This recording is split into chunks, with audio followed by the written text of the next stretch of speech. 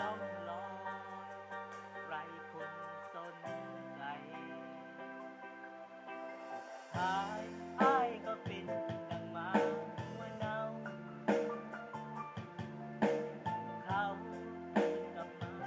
มารักกันใหม่จำยอมทั้งเจ็บทั้ง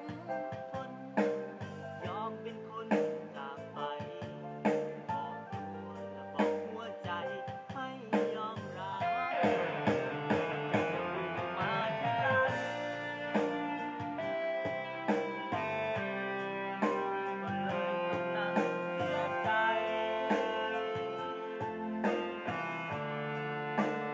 เราก็คืนมาใหม่ต้องการสมาร์ทโฟนแต่ใจก็แปรเรียกร้องก็คงบ่ถึงเป็นได้ก็แค่โดนตำแหน่งขึ้นมา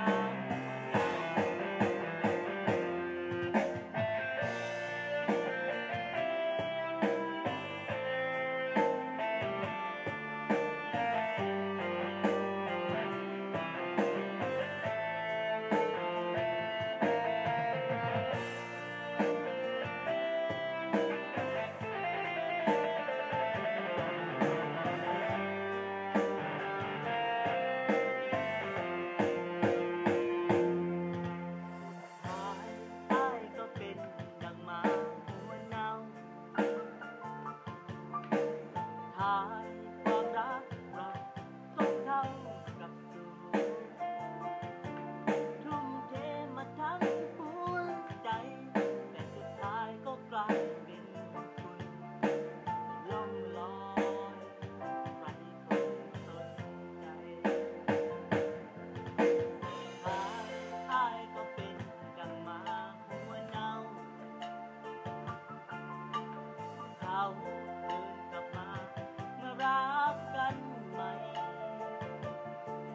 จำยอมทั้งเจ็บทั้งทนยอมเป็นคนจากไป